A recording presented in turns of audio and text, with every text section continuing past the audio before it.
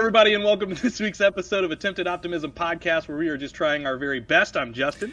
And I'm Ben, and this week we're going to do something a little bit different. We're going to maybe get a little bit more serious than we normally would. We're not playing a game this week, but we're just going to talk about 5 tips to help people who may be experiencing depression and anxiety. And I just want to start the podcast by saying these are tips that I came up with as a person who struggled with depression and anxiety. This isn't like a clinical, like I'm not a doctor. So this is not like a specific, like you can find this on this help website or this medical forum or whatever. This is my personal thing. And I want to say that up front because I can already tell, like, if this is a video that got viewed a lot, there'd be somebody who'd be like, my doctor told me that's not what you're supposed to do. So incorrect. And I understand that because different things work for different people. So these are personal different things. Strokes for different folks. Yeah, I guess. I mean, I don't think people use that phrase anymore. Let's just go ahead and say that on the record. But yes, that's what we're grasping here. So again, these are 5 tips for people who may be struggling with depression and anxiety. And so number 5, and this one may seem obvious, but I don't really think it is. Number 5 is seek out professional help. And that seems, I think, first and foremost, we have to say, like, that might not be possible for a lot of people, depending on where you live. Because, unfortunately, the way medical and healthcare works, like, it can be very expensive to seek out professional help. I know that, especially in my own life, when I've gone to get professional help from counseling and things of that nature, I have not paid for it personally. Like, it's come out of my parents' insurance, and I was very blessed to have very good insurance through them. But a lot of people don't. So I understand, like, this might not be an option. But I do think it's very important. If you have the ability to, you should go and do it. Because I don't know the statistics, but I know that a lot of people that I know personally who are struggling with depression and anxiety and who could get help choose not to get professional help. Yeah. Because I think maybe there's a fear there. I don't know. What would you say? Is it a fear or is it like a... So, in my case, by the way, we both, for you who are clicking on the video for the first time, have never seen any of our ridiculous podcasts before. Yeah. Some are ridiculous. Most are. Yeah. Most are serious. Yeah, seriously ridiculous. Yeah, exactly. But we both, I think, have struggled intensely with depression and anxiety. But I would also say I think it's been some different struggles as well. Mm-hmm. Like I don't know in detail. Like I've heard your testimony of things like that. But the way that my anxiety and depression surfaced, it's been there my entire life. But I was never diagnosed. Oh, okay. I was never diagnosed. No. I didn't know there was a problem because I wasn't looking for a problem. Yeah. My brother, not to out him, but my brother had ADHD. My twin brother had ADHD. We both have it, but he was diagnosed when he was a child because he was tested when he was a child. I was not. Growing up, I was a very angry kid. That's my kind of my story. My struggle is that I was an angry kid, and it grew into an angry adult. And all of this is going to a place. There's a purpose for it. But with my struggles with it, I just came off as a really hateful and angry person, very vengeful and things like that. And I owned that. Like, I knew I was angry, and I was okay with being angry. And it was like a personality trait for you. Yeah. It was a self-defense mechanism that felt like a superpower in the moment. Mm-hmm. Like, I won a lot of fights because I was just a thrashing, angry kid, and I used to flaunt that. Yeah. But I wasn't an angry person. I found out when I was, it was when I lived in Amarillo. So this was in like 3 years ago. So I'm 27 years old as an adult. Yeah. As an adult, finding out by a passing conversation. In fact, I'd had many reviews, professional reviews, where people said that I needed anger management, which now most therapists worth their salt will not say anything about anger management, because anger management technically doesn't exist. It's a symptom, not a problem that you can solve. Yeah. And so I had many bad therapists that were trying to solve anger, and that wasn't the problem. Yeah. Finally, I had, like 5 years after people telling me that I'm just, I need to get myself sorted out, I need to get myself figured out. I sat down and had a conversation with the right person who said, hey man, I think there's some other stuff going on here. I think you have high anxiety, because what he knew, because he knew my family, is that anxiety and depression runs rampant in my family. There is not one person in my family, when we do like family, the family medical stuff. Yeah. Like when I went to the therapist, like, it was like check. My dad had PTSD. He struggles with anxiety and depression. My mom has struggled with that in the past. All of my brothers, my older brother suffers from severe anxiety. My sister has panic attacks all the time, or had panic attacks all the time. We've all sought help, and we all try to support each other seeking for help. But what I would say to that is, the struggle, I would think, is people that don't think they're angry. And that's always my big thing, is because I met people and I know people. Right now I can think of a list of like 5 names of people that I know are not angry people, or are not, worthless in their jobs, in their, in their work. They're just depressed. And it takes on a lot of different symptoms that look like, well, they're just lazy, or, oh, there's this, or, oh, there's that. Yeah, there's a lot of things that are attached to that. Yeah, and so seeking professional help is the key to a lot of those doors, but even acknowledging that there might be an issue is something that is a huge step for a lot of people, because a lot of people just think that, because they're probably told by some boomer somewhere, that they're just angry people, or that they're just lazy, or that they're just this or just that.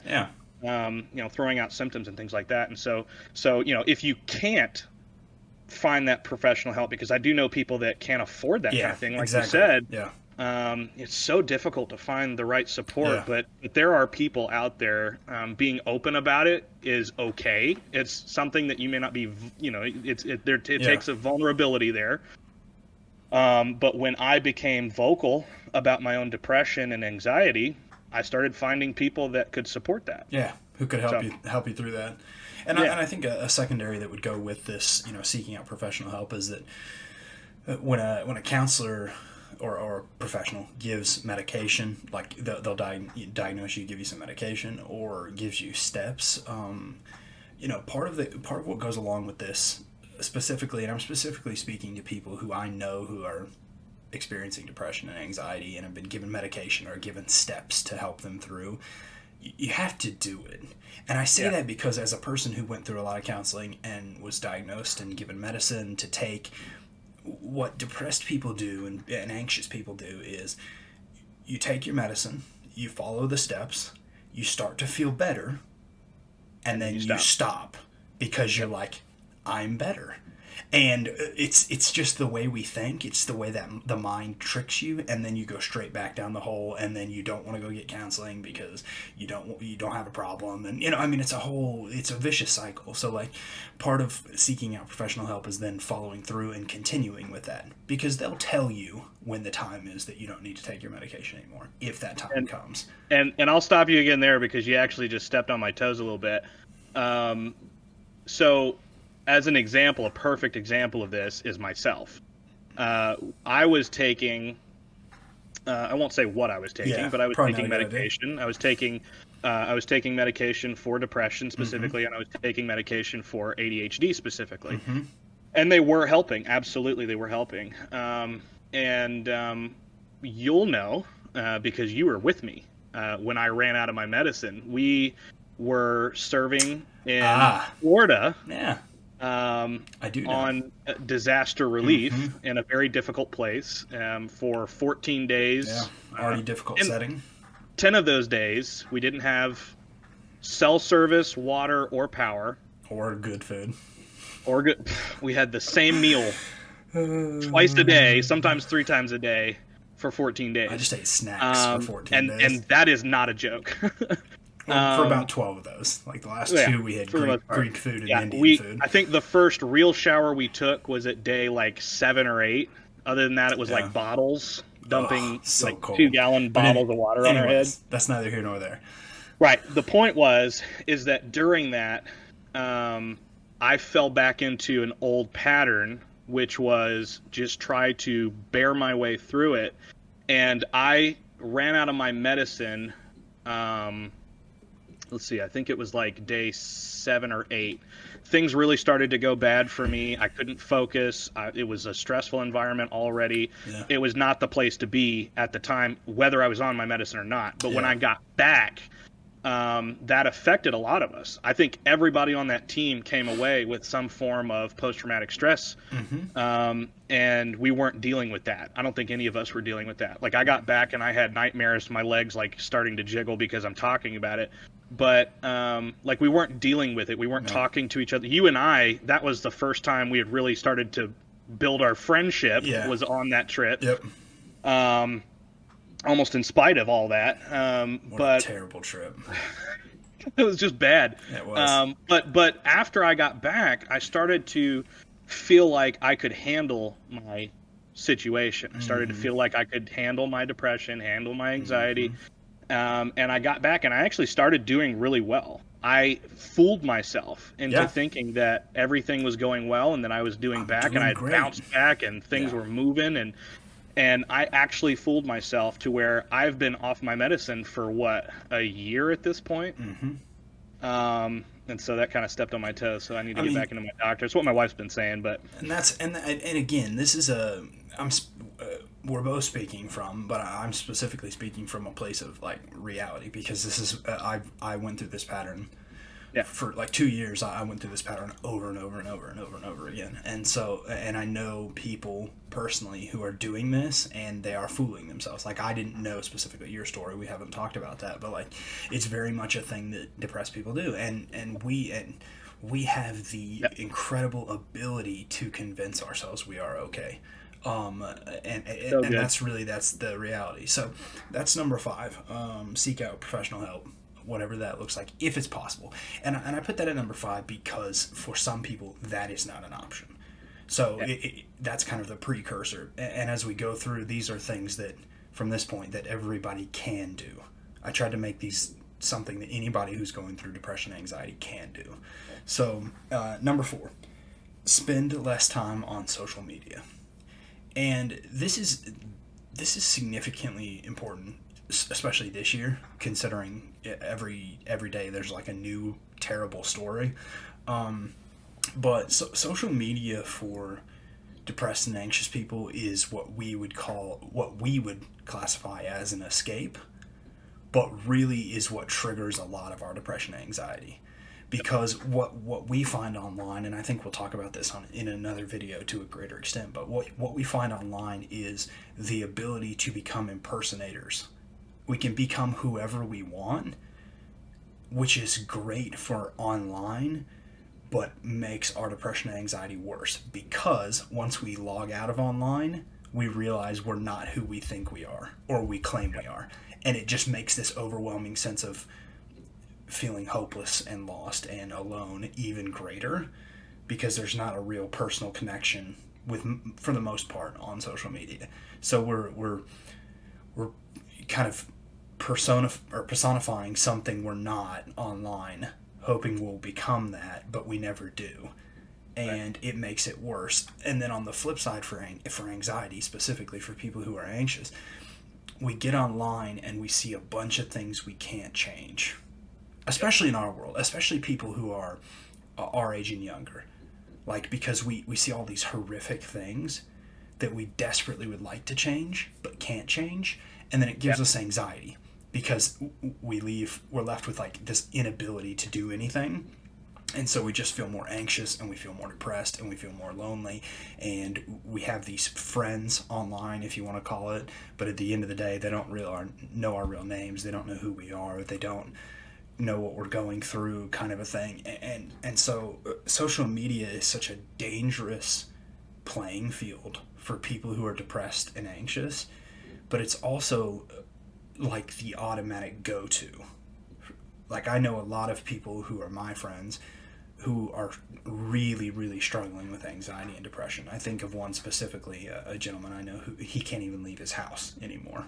Like, he's struggling that badly. And all he does is sit online all day on social media. He posts on Facebook 100 times a day, Twitter, Instagram, and it's such a dangerous place for him to be. And you also try to get your self-worth from the internet. And if I know anything about the internet, I know it's not the place to find self-worth. The internet is... It's so easy to fire those bullets at people, and and I was doing the same thing when COVID started happening, especially with like the George Floyd situation and like everything else in 2020 is like if you watched my sort of my Twitter and my Facebook, I would spend too much time where I would be hunting for stuff to jump into, or stuff to find some kind of, to throw that comment out there to find some kind of validation there. And then for instance, there was a one where, and I'm probably just getting too personal here, but it's a good example, I think, is I was engaging in a conversation that was not healthy for anybody involved in the conversation, and it was Facebook, wasn't it? Things were just escalating and escalating and escalating, and what happened was someone who is related to somebody else posted on their Facebook a comment about how people should be held accountable, and that we need to be watching what we do, and that people are watching us, especially as pastors, because there were a lot of pastors involved in this conversation. And I took that as a personal attack. She probably has no idea who I am or that I exist, but I took that as a personal attack to the point where I was either going to write something very ugly to this person, or I wasn't going to sleep that night, because I was just going to keep thinking about it and playing it in my head. And she was probably not even talking about me or about the situation. She was just talking about, because everybody's on Facebook talking and running their mouth at this point. And so it was one of those things that you automatically attach to that thing, and you fixate on that. And that is truth, where you're making that the reality, and it's not exactly what the thing is. My name wasn't in the comment, but I took it personally. I took it as a personal attack. So, I just kind of dwelt on it. And that's part of what we also see with the depressed and anxious people, is that, like, in anything online, they typically correlate to themselves. Yeah. Most of the time it has nothing to do with them. I'll give, the 5% where it, they're directly speaking to you. But, it's what you would call a subtweet. Somebody tweets something not at you, but, you think it's about you. And whether you know that person, whether you've met that person, whether you've ever had contact with that person, you as a depressed person instantly, or anxious person, instantly put it upon you. Oh, they're talking about me. And then you dwell on it, and it becomes this really dangerous thing. And that's why I think social media is one of the scariest things of our generation, because kids and even us, we grow up with it, we live by it. It is who we are in some aspects, and that's the reality. That is how you define yourself. And by what other people say to other people.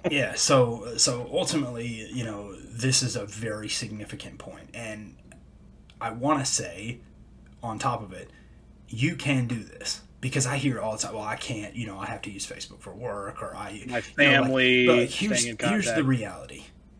If you want to make yourself better, you can stop using social media. Period.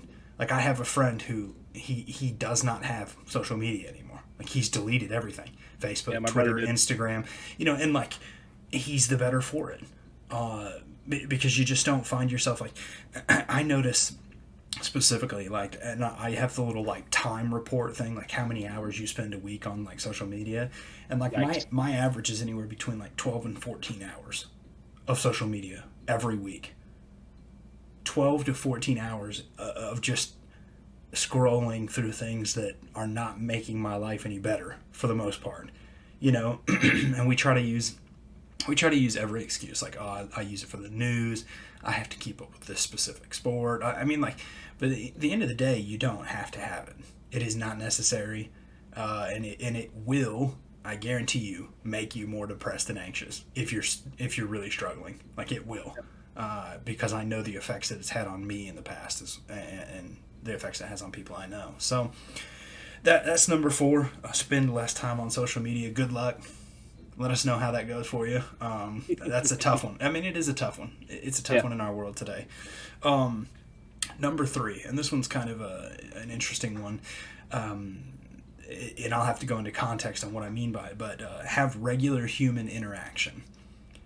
And this is what I mean by this, because, again, I mentioned my friend. He can't leave his house anymore. He literally cannot will himself out of his house. Like, he has panic attacks. His anxiety is so out of the roof that he cannot leave his house. He tries to set up game nights, and he just can't do it anymore. But what I mean by that is this. You, as a depressed and anxious person, automatically try to seclude yourself. Like, you try to lock yourself away so people can't interact with you. It's very natural for people who are struggling with depression and anxiety to do that. So what I would suggest is setting up intermittent times where you're either going to actually spend physical time with human beings, whether if you can leave your house, if you're not struggling that badly, or set up a FaceTime call that you're not going to be able to get out of, like, no excuses, because you have to steal that in your mind, because naturally you're going to try to get out of it. You're going to see it on your schedule, and you're going to go, oh gosh, I don't want to do this. I don't want to talk to that person. And you just have I hate when my phone rings for that reason. I do too. I'm not a fan. Like, I get a panic attack every time. Like, I genuinely don't like text messages that much. I don't like phone calls that much. I don't like FaceTimes that much. It's something that's stuck with me since struggling really, really heavily with depression. So, like, I'm with you. And part of this for me is my wife helps me. Like, she sets up FaceTime calls that I know I'm not going to get out of. And that's good for me. Like, it sounds like a bad thing, but it's a good thing for me.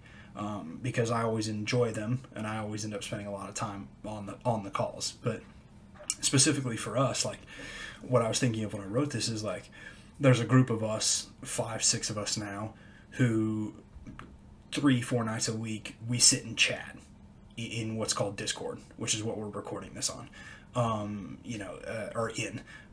we sit and we chat, and we typically play video games, or we play something else, or we do something, but, like, it's a human interaction. It's a conversation, and it's normally about nonsense, or we just laugh, or we have fun, or we get angry at each other, or whatever, but it's human interaction, and that's very significant, because, like I said, it's natural to seclude yourself. I know that when I was at my lowest point, I skipped work, I skipped family outings, I didn't leave my bed or bedroom. Like, I found any reason I could to stay away from people, because people recognize when you're struggling, and you don't want to be around that. But it's very important. And texting doesn't count, and Twitter doesn't count, and Facebook Messenger doesn't count. You need legitimate, real connection, because that is something that I've noticed with phones, and a lot of people will say it is, like, texting is not true communication. It's not. You can say whatever you want on a text, and there's no emotion behind it. It's why people used to say, I hate emails, because you can't understand the context of how somebody's saying something, or you can't understand the emotion behind it. Well, and if you're texting a person who has depression and anxiety, you could be saying something like, "Hi, how are you?" And they're thinking, like, have I done something wrong? Am I missing something? And you could be sending them into a full-on panic attack just because they've looked at their phone and they're seeing somebody texting them. And they can very easily lie to you.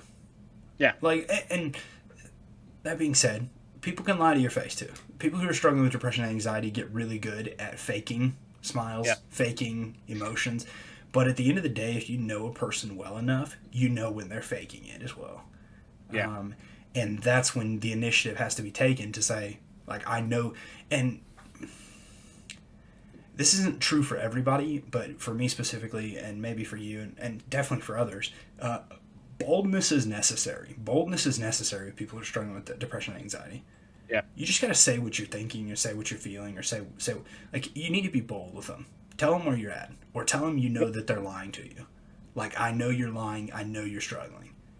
Because you're not doing them any favors by going, when they say, oh, I'm good, you go, oh, okay, good. And you know they're lying. You're doing no favors. Like, because they think that they're getting away with hiding how they're feeling. So that's why this human interaction is so necessary. And whether that's, precipitated by the person who's struggling with depression and anxiety or by somebody else holding them accountable, either way it's necessary. Yeah, and for the people out there, because I'm sure there are going to be people that listen that don't struggle with anxiety or depression, or maybe they do, but not to the same extent. Yeah. Because it is a rabbit hole. But yeah, one thing that I've seen, and let me know if this gets tedious, but like in our work, I'm a pastor, but I also have managed shelters, homeless shelters, and in homeless shelters, that is 100% a breeding ground for anxiety and depression for a myriad of reasons. Yeah. When I lived in Amarillo, we worked with this guy who had been homeless for like 14 years, and he had been in our homeless shelter for 6 years. Wow. 6 consecutive years. He never left. He was a paranoid schizophrenic. And I can't speak to that because I'm not a doctor. Yeah. But what I will say is the thing that we figured out that worked was meeting him on his terms. Okay, regularly checking in with him, making sure that there's some kind of interaction during the day. Hey, how are you? Is not a good way to go about talking to somebody that struggles heavily with anxiety, depression. In fact, my wife and I, we've had this talk multiple times. Is sometimes she'll just say, "How was your day?" and I won't answer, or the answer she gets is a really horrible answer a lot of the time. And so, like, what she's done is she's tried to find a way to skirt around is it a platitude? She's tried to find a way to skirt around the asking just how was your day kind of thing. How are you? What's that? The small talk. The surface level. And so, like, with this guy, I would meet him on his grounds, and I would talk to him about things that I knew he was interested in. He loved movies. He had bought with his Social Security check or whatever he was getting. He had bought like a little compact DVD player, and so I had a bunch of movies. I was a movie buff, and that was our common ground. That was the connection that we made. And this guy is now living in his own home. Wow. Because, and I'm not going to say it was me. It wasn't just me. It was all of us. Because we made him trust us to the point where he could trust himself, and he could be open about things and have conversations about things. And what is it called? Interrogating what the reality was, because that was a thing that wasn't working with him. And eventually we got him to where he could go and leave the shelter, because he couldn't walk out the doors. It's like you said with your friend. It's just, he could not make himself. Couldn't physically do it anymore. Yeah. And so, like, dealing with people like that, I would say we need people who don't necessarily understand. We're not asking for you to understand. Yeah. But people who can help us to find that thing that we need to focus on. Yeah. Movie buff, whatever it is. And to hold on to that in conversation and get past the small talk. Yeah, break through the surface. It's not helping. Yeah, break through the surface level, find a common ground, and work from there. That's how you get people to come out. And I will say this, like, in 2 regards. One, you as a person who are not struggling with depression and anxiety, who are trying to reach out to somebody who is, you are not fully responsible for that person. You need to understand that. And I know that's harsh. That's a harsh thing to say, but I see people all the time I have an example. I have a story. And this is very dark and it's very sad, but I had a friend who we were casually dating, if you want to call it that, and this is many years ago, who struggled very heavily with depression. And she called me on the phone one night and said, "I will kill myself if you hang up." And we were on the phone from 9 p.m. till 3:30 a.m. when my phone died. And I took that upon myself that if she killed herself, that is now my fault, because I didn't think to charge my phone or anything. And I called the police, and they rushed to her house and they stopped her from killing herself. And then she was very angry with me because I had called the police on her, and she then was committed, and it's a whole thing. But I put that responsibility on myself that if she had killed herself, that was my fault. And let me say straightforward, you cannot put that upon yourself. That is not you cannot be fully responsible for that person. They have to find the value in themselves. Yeah, because at the end of the day, whether these things help you or not, whether professional help helps you or not, which sometimes it doesn't, if a person commits suicide, you can't be held responsible for that. They made that decision in their heartbreak and in their disease and in the struggle that they're going through. They made that choice. And you probably did everything that you thought you could, or you even feel like you didn't, but you can't be held responsible for that. So I want to say that up front. But what you can hold yourself responsible to is continually reaching out to people who you know are struggling, continually doing it. Letting them find the value in their life, in themselves. Yeah, because helping that to be seen. Because the reality is like, some people that are struggling with depression and anxiety, every time you reach out to them, they're going to ignore you. But that shouldn't stop you from trying. Because at the end of the day, if we can at least try to make contact, continue to do that, that's good. That's something that should be applauded.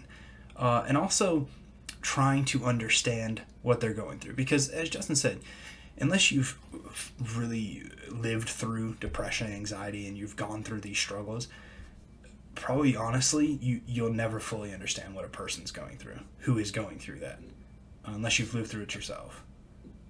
But that doesn't stop you from reading things or, talking to other people who have gone through this, or reaching out to people who have struggled with depression and anxiety to better understand what this person's going through.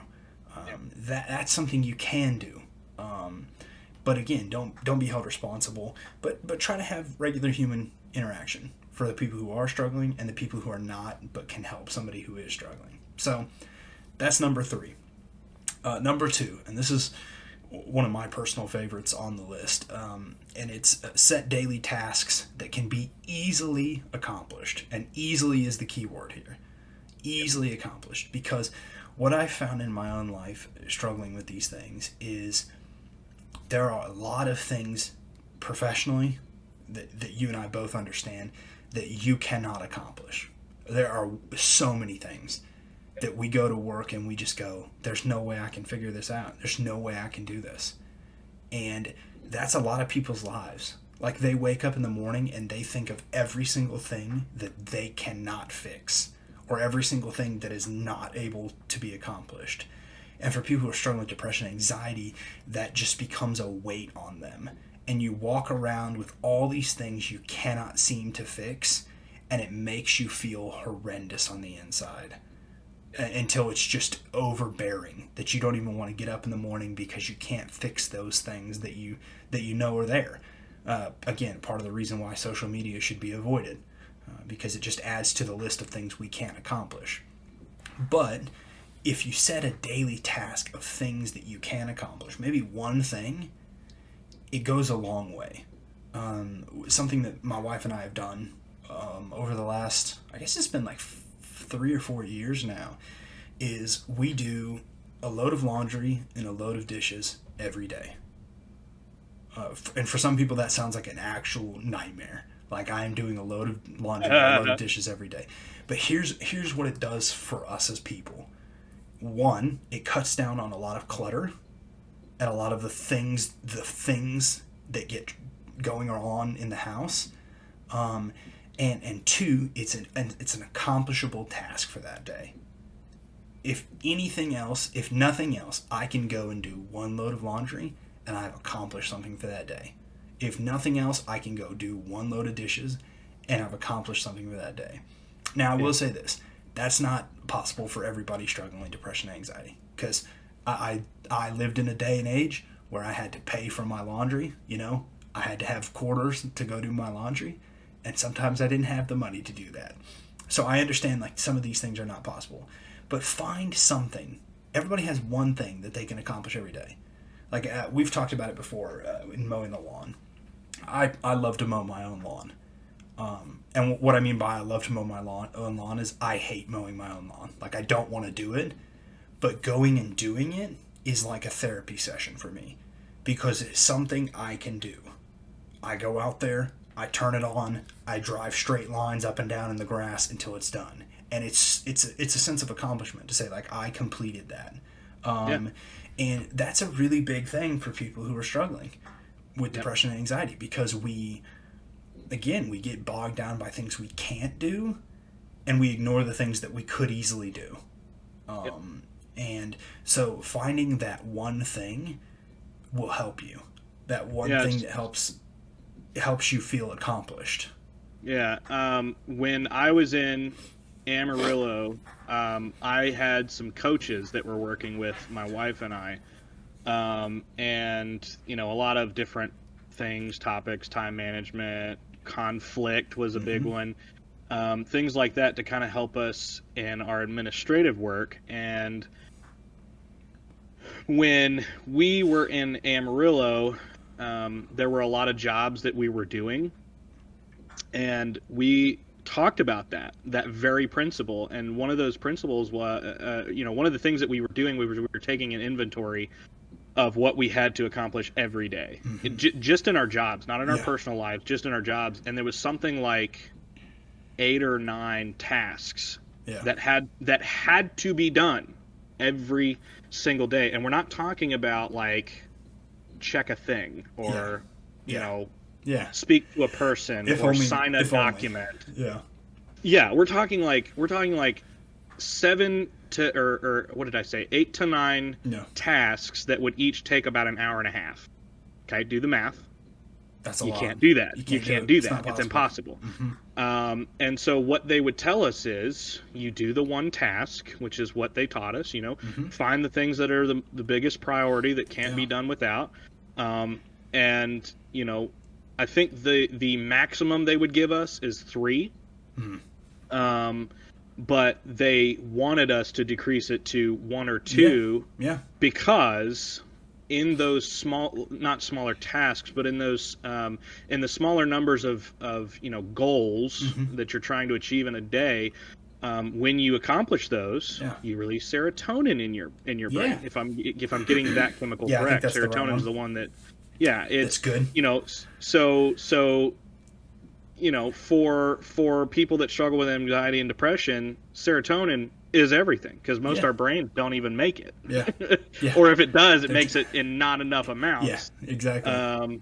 And so celebrating the victories, even the small ones. I didn't do this, but they even suggested doing like an attaboy file where nobody's going to pat you on the back for doing what you got to do, but you need to, and putting those little things in this file to make sure that somebody's keeping track and somebody's celebrating the victories that you do. Every time you mow your lawn, celebrate it. What are you going to do? Whatever you accomplished in the day, whether it's doing dishes at the house or getting out of bed. Absolutely. Because sometimes that is all you're capable of doing is getting out of bed, and sometimes not even that. It's so finding a way to celebrate that. It's funny that you mention celebrating things, because I think my wife probably thinks I'm crazy at this point, but part of my personality, and I kind of recognize as you're talking about it, part of my personality is I celebrate those kind of things a lot. Again, so much so probably that she thinks like, man, he's probably lost his mind or something. But like the little things, like 2 weekends ago, I was feeling like totally anxious and overwhelmed, and like the house just like, and the house wasn't like dirty or anything crazy. I just felt really, really anxious. And so I decided to move all of the sofas around in the living room for a better setup. And I probably said, after we did it and it looked really, really nice, in my opinion, I probably said 15 times, man, that looks really good. And she's probably like, man, he just keeps saying it over and over. But like for me, I have to repeat it over and over because it continues to bring me joy. Like it continues to like give me that sense of accomplishment. The same with the lawn. Like if the lawn looks good, it's like, man, that looks really good. And it's not like again, it's in some ways, I guess it is like a pat myself on the back, but in more ways than that, it's just celebrating something being completed to a good ability. And it's an old school mentality, and I have no shame in saying this because it's been said to me more times than I can count, probably, by people of specific ages. Is the adage, you don't get points for doing your job. Oh yeah, I've heard that a bajillion times. It's awful. It's absolutely awful because when you're already working with a handicap, and I'm sorry if you don't have anxiety and depression, a handicap, you're not a good person to be. Well, you're just not. Yeah, and you might want to do some research, scientific research, just to be quite apparent and honest. Like you should go do some research. I mean, it's like, and the thing that's most bizarre to me is, and this is probably not the point, but the thing that's the most bizarre to me is the people that usually spout that stuff are the ones who felt the same way I did, or the same way I do, and somebody else said it to them, and so it's just kind of re-inflicting wounds on other people. Yeah, absolutely. No, and I do think what's fascinating to me is people who say those kind of things, like you don't get to celebrate doing your job or whatever the phrase is that you just use, but like they are miserable typically in what they're doing, and they don't recognize that like they should be celebrating the things they're doing, even though it's their job. Like you should celebrate those victories. Enjoy especially those in the things work we do. Good Lord, like we need to have some times where we can celebrate victories. That boost. And if you're listening to this, and again, I'm going to speak to people who are not struggling with depression and anxiety, you need to help them celebrate. Let me just be quite frank. Like, one of the 5 love languages, if you've read that book, is encouraging words. Whether that's that person's love language or not, an encouraging word for a depressed or anxious person is huge. But it has to be sincere, because we see through the insincerity, and we know that you're lying. So like, help encourage that person. If you see something that they've done good, or they're excited about something, be excited with them. If you love for that person or care for that person, then you should find a way to be excited for them. Like, because at the end of the day, and like my wife and I talked about this, like she loves what's called a ring sling. It's like it's a pretty piece of fabric with rings that you put a baby in. I actually love that thing. It's cool, but it's not really my thing. Like you're not going to see me like browsing the Ring Sling website for the new purchases or whatever. But like when she gets one and she's excited, that makes me excited. Yeah. And I think part of what people who have not gone through anxiety and depression struggle with is being excited for other people when they are excited. And I'm not trying to like broaden it, because some people who have struggled with depression and anxiety also have a hard time with that. But the reality is like me being self-aware of who I am, and the things that like I want to be excited for people who are excited, because I want them to be happy about that. Like I want them to find joy in what they enjoy. And what I've noticed a lot of times is that's not reciprocated. People don't want me to be happy in the things that I'm happy in. And I think that comes from a place of struggle. Like you're struggling in things in your own life, and you don't want to share in the joy that is something else. But we've gone way off topic, and I don't know how we've gotten here, but it doesn't really matter. It's all good. But I want to talk about the last one. And this is one that I'm very passionate about. This is one that people can argue with me about if they want later. But the first thing, or the last one, is review the content you are regularly digesting. 2 weeks later. All right, so welcome back. I know that won't make sense to you, but if you are watching, then you'll see I'm wearing a different shirt.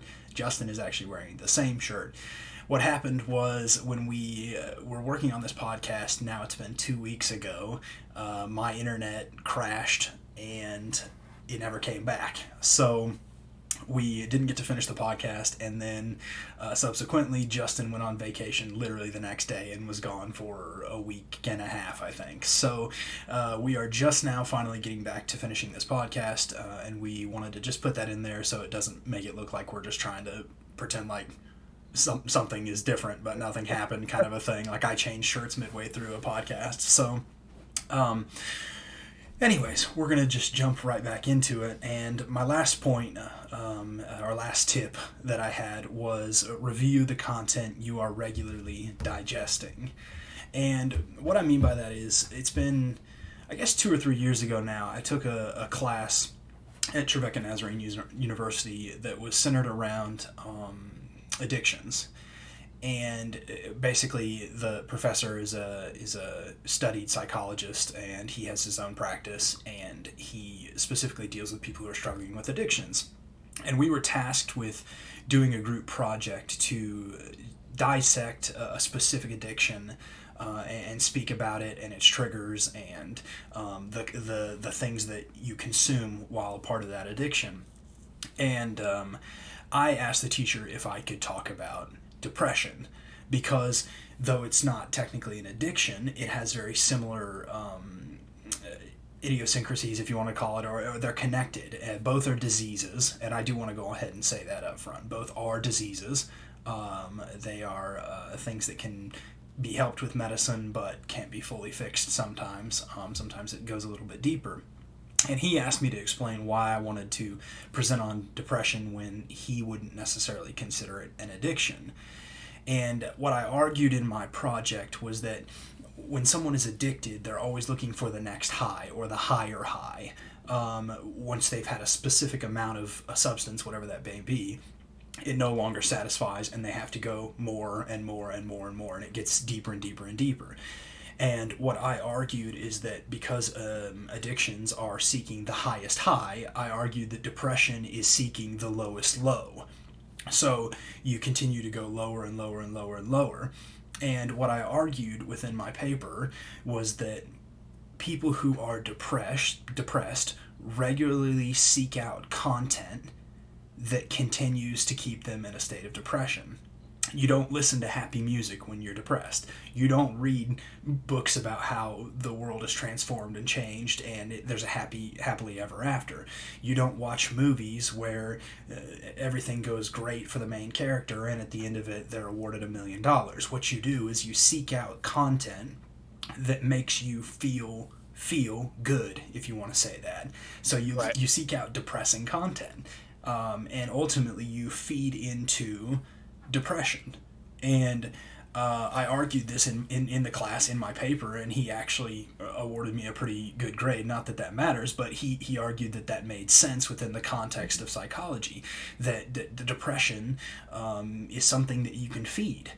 And so I would argue that if we know that ahead of time, if we know we're struggling with depression, we know we're struggling with anxiety, then we need to be looking at content that would break us out of that mold. Go watch a Disney movie, because for the most part, Disney movies have pretty happy storylines and happy endings.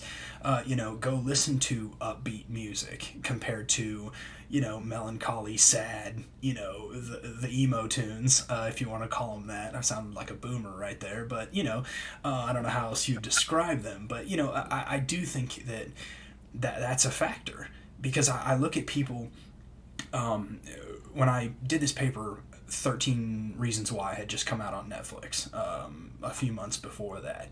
And what we saw with 13 Reasons Why was that it sparked a higher suicide rate. Right. Kids who were depressed were watching 13 Reasons Why and seeing the girl commit suicide and choosing to do the same because they were seeing it as an escape or a way out, or it was an affirmation of what they were already feeling. The same is true if you look at internet suicides, internet celebrity suicides. When Chester, the lead singer of Linkin Park, committed suicide, it sparked fans to commit suicide. So much so that another lead singer, Kyle from We Came as Romans, a year to date after Chester killed himself on the same day, a year later, right. Because he was a huge fan of Chester, and ultimately he felt like he couldn't go on living. He had already struggled with depression and anxiety, and he saw his hero do it, and therefore he did it. What we see is that it sparks these things. I mean, it is a catalyst, the content that we consume. So that's really my last tip, is just be wary of the content that you consume if you're struggling with depression and anxiety, because I think we feed what we feel, for better or for worse, and that's really heartbreaking. Because when I think about my life, like when I was struggling with depression, all I listened to was like emo music or hardcore music or rap music, things that don't necessarily have uplifting content for the most part. I mean, the stuff I was listening to certainly didn't uplift me, it set me in a state, and right. and the content that I consumed outside of that was, really depressing and dark movies, really depressing and dark books, if I read at that time. So yeah. So I don't know if you want to put any thoughts on that. I know this is our last and final point as far as tips for people who are struggling with depression and anxiety. Yeah, I would say keyword for me that I thought of when you were talking is triggers, right? Mm-hmm. A lot of people have triggers, and it's something that's, I think, is not encouraged to be in vocabulary these days, because things like snowflake or or people, trigger culture, cancel culture, all that kind of stuff. Those are words that are used as swears or cusses nowadays. But like, it really helps me to think about how to vocalize these things. Yeah. And it does this, and it's exactly what you're talking about, being able to not just be aware of content you're, and then tracking what content you're, digesting or whatever, but being aware of your triggers. That's, I mean, we talk about, like, we're pastors, we talk about, triggers for sin, we talk about triggers for addiction. This is no different. Oh, absolutely. And it's the same thing that begins a downward spiral, that when you start something like I have trauma, and I'm trying to wade through it without getting too specific, but there are places I have been outside of my trauma, post-trauma, where I have gone back to those places, and it stains that place. Yeah. Oh, absolutely. And I there's a room in a very specific building or group of buildings that you've been in, that I can't go into because of the anxiety and the depression that seeps in, and I have panic attacks just looking at or thinking about that room.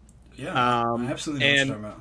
Yeah, and so being able to vocalize is something that I think a lot of people tend to demonize, or they look at you like you're some kind of fragile snowflake or something. That's actually incorrect.